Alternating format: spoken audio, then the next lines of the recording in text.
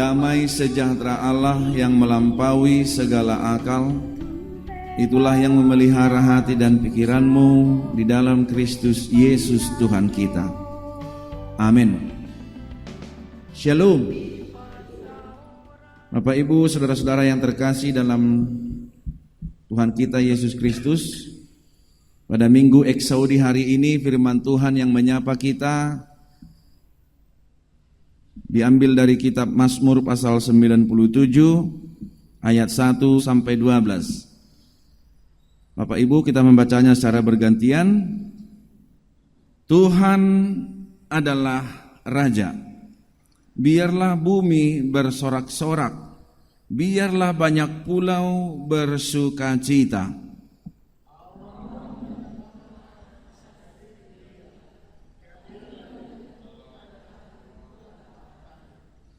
Api menjalar di hadapannya dan menghanguskan para lawannya sekeliling.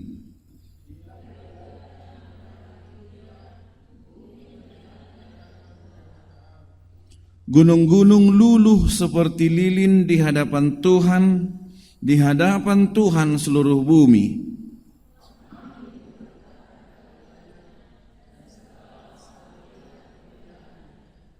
Semua orang yang beribadah kepada patung akan mendapat malu. Orang yang memegahkan diri karena berhala-berhala, segala Allah sujud menyembah kepadanya.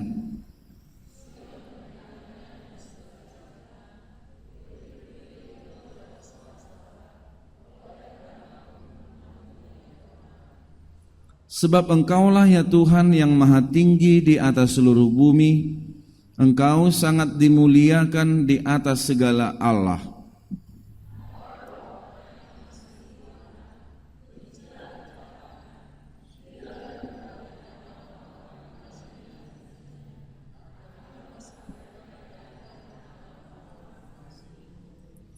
Terang sudah terbit bagi orang benar dan sukacita bagi orang-orang yang tulus hati.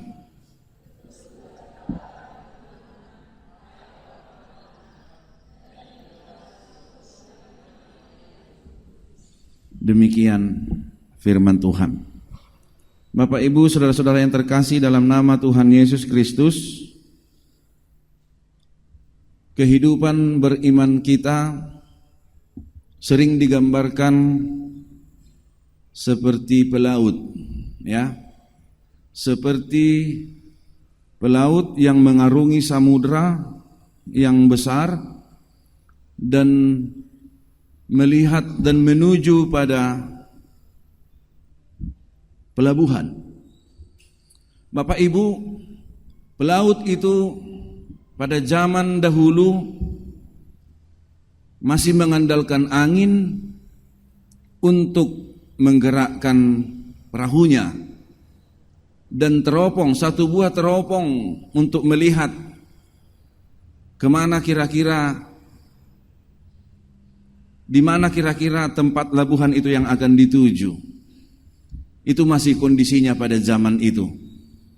Jadi kalau dikatakan tadi kehidupan beriman kita digambarkan seperti pelaut, bukan pelaut zaman sekarang, tapi pelaut zaman dahulu.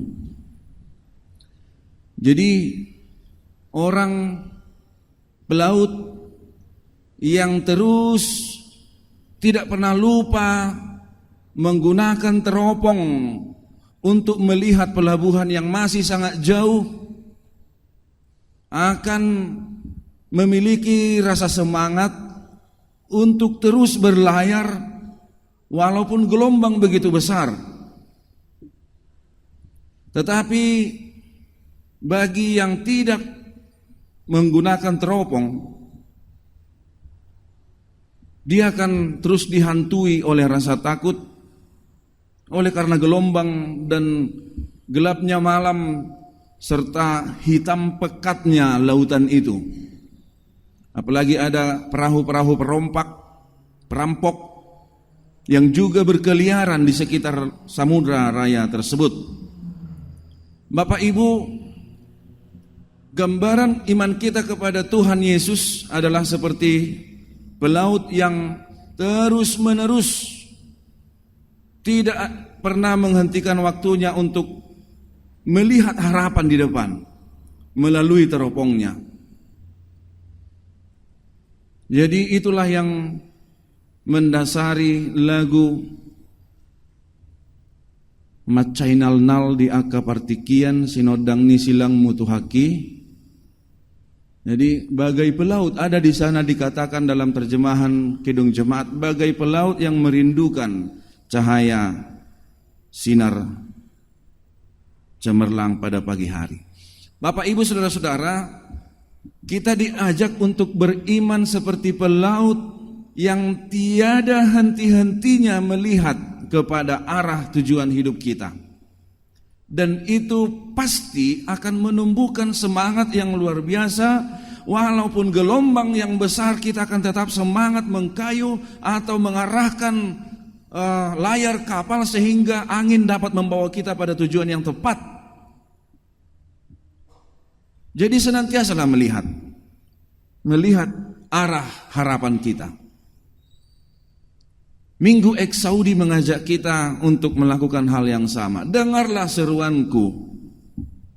Itu Eksaudi ya. Eks keluar, Audi audio, suara yang keluar dari pergumulan yang berat, menghadapi tantangan yang begitu besar. Tetapi karena harapan itu begitu kuat, memberikan kepada kita semangat untuk menghadapi semua tantangan ini dan memandang jauh ke depan kepada Tuhan Yesus Kristus, maka kita tidak pernah takut menghadapi segala macam gelombang. Bapak Ibu, dapat kita lihat bagaimana murid-murid Yesus setelah Yesus bangkit. Sebenarnya dalam Yohanes pasal 20 kita dapat melihat Yesus menampakkan diri kepada murid-murid ketika mereka dalam satu ruangan, dan Yesus membuktikan kepada Thomas, inilah aku, peganglah luka ini, julurkanlah jarimu, katanya. Itu dalam pasal 20 kitab Yohanes. Tetapi lihat amang inang, dalam Yohanes pasal 21 justru mereka kembali menjadi nelayan. Jadi harapan itu sama sekali berdiri di atas landasan yang keropos. Dapat kapan waktu menjadi terjerembab dan jatuh. Iman kita tidak seperti itu. Bukan, iman kita seharusnya tidak seperti itu.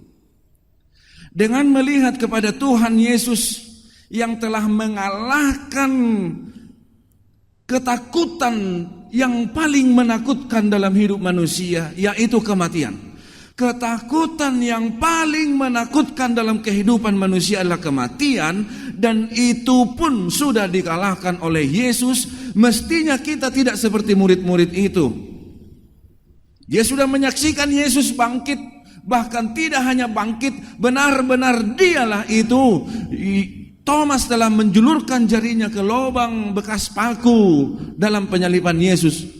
Kok bisa malah pada pasal berikutnya mereka kembali pada kehidupan lama, nelayan. Kalau kita baca dalam Yohanes pasal 21 ayat 7 itu, Petrus yang adalah nelayan, ketika dia sudah sadar bahwa yang ada di tepi pantai itu adalah Yesus, dia mendapatkan Yesus dan memakai bajunya, memakai pakaiannya, katanya di situ ayat 7. Artinya dia sudah kembali sempurna, kembali mulak muse gabe nelayan, kembali sempurna. Kenapa? Nelayan sering buka baju.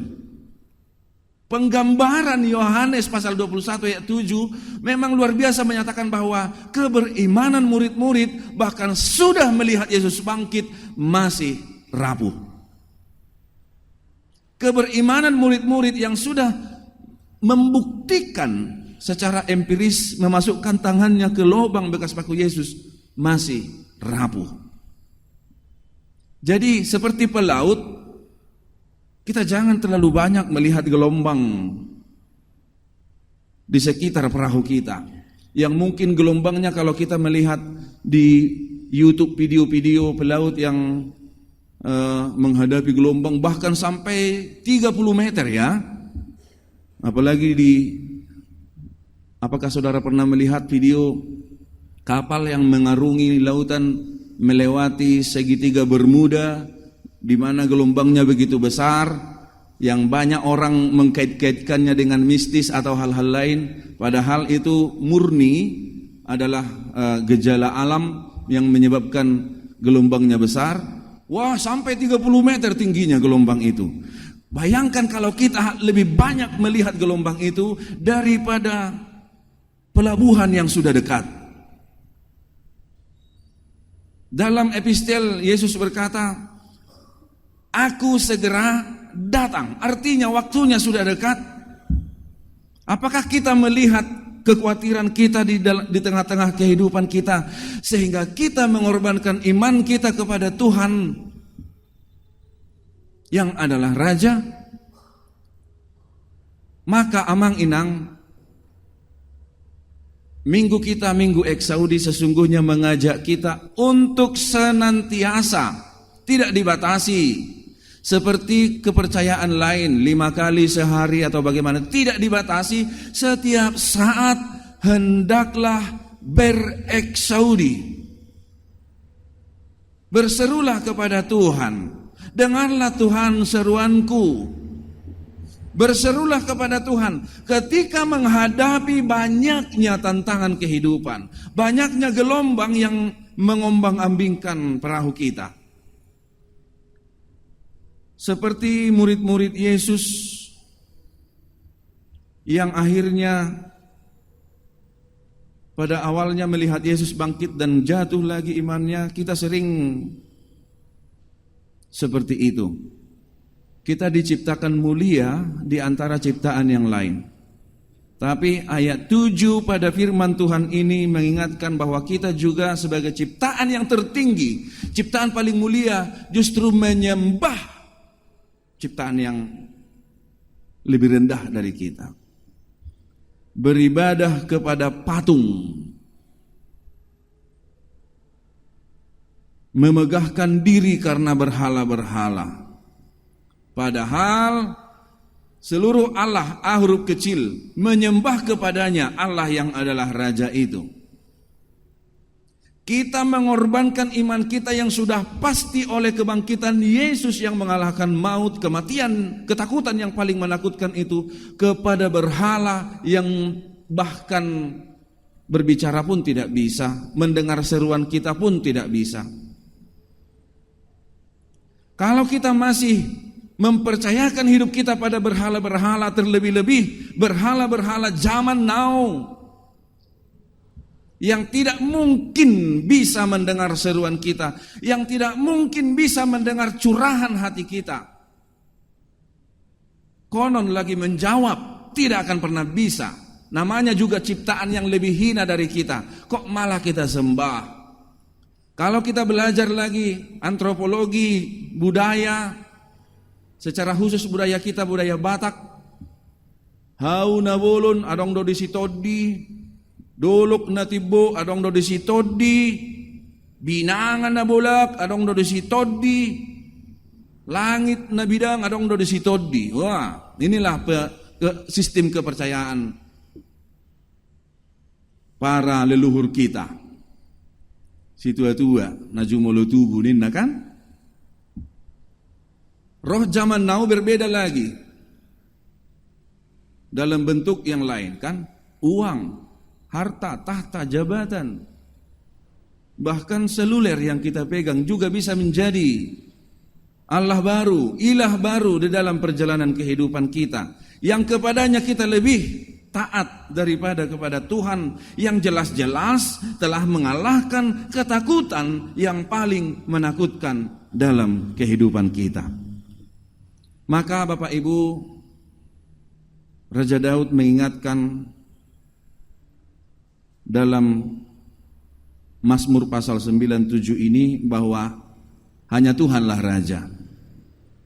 Jangan pernah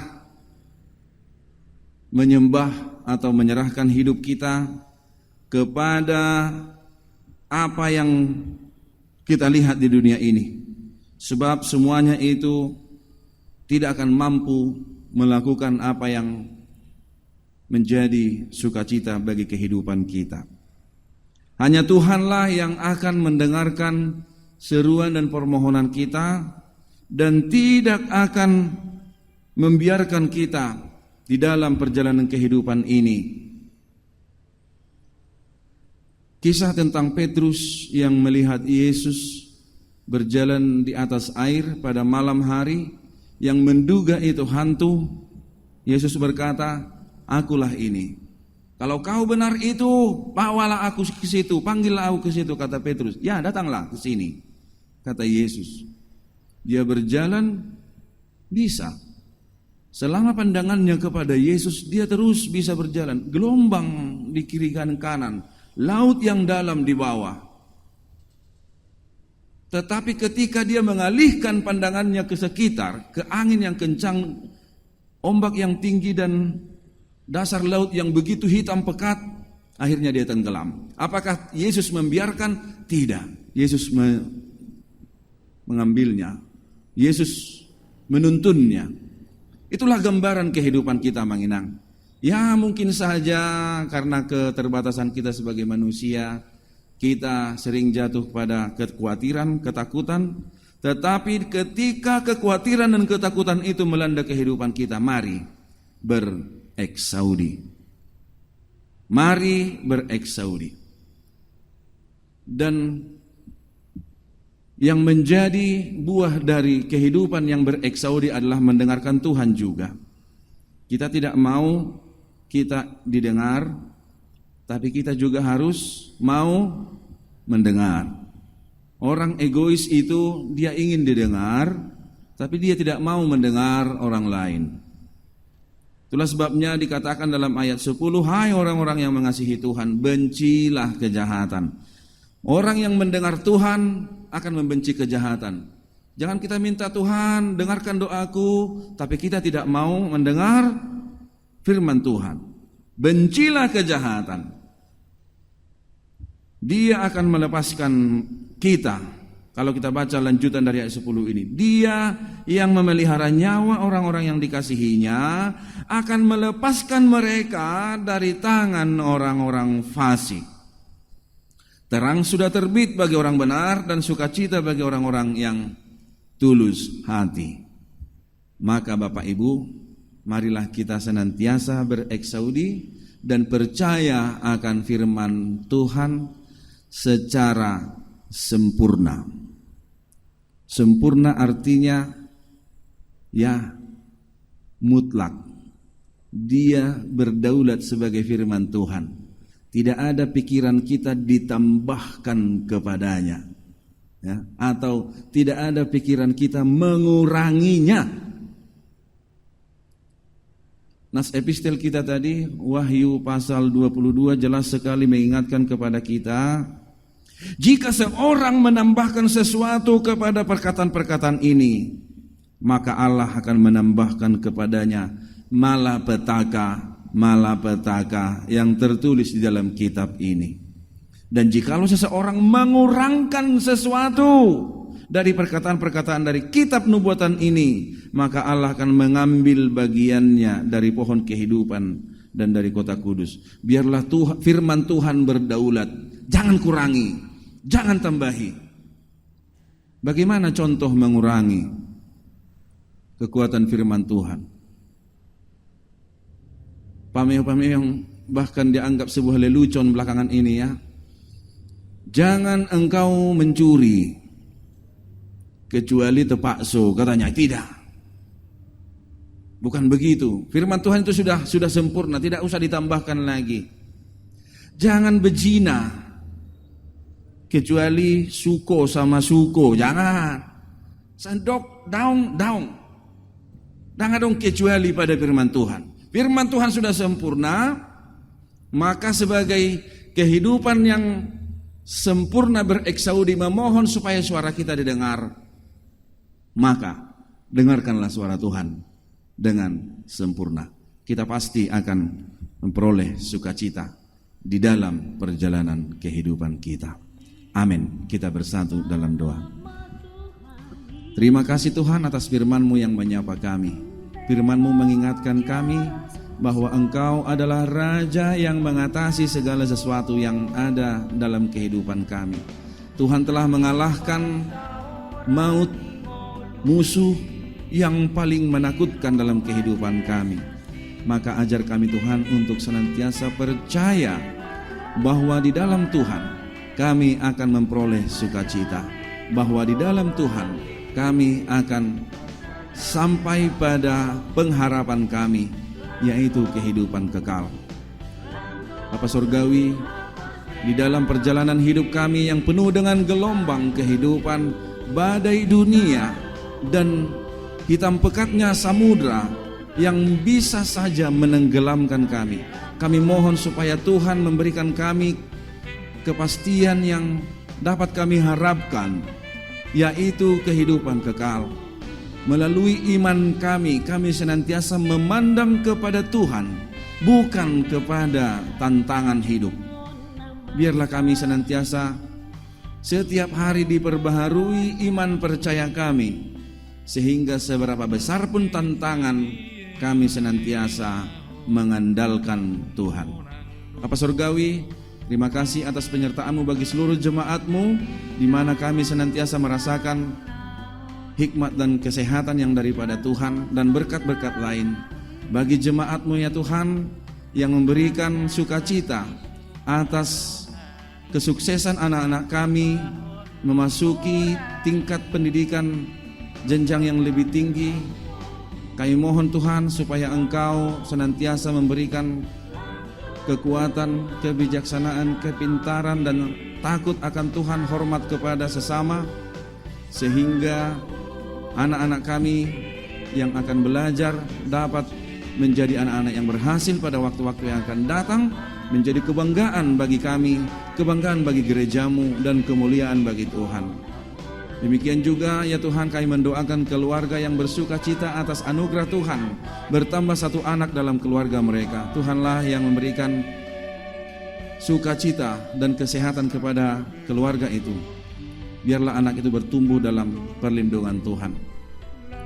Kami juga berdoa kepada seluruh jemaat-Mu di dalam pergumulan sakit, penyakit, dan apapun yang sedang kami hadapi.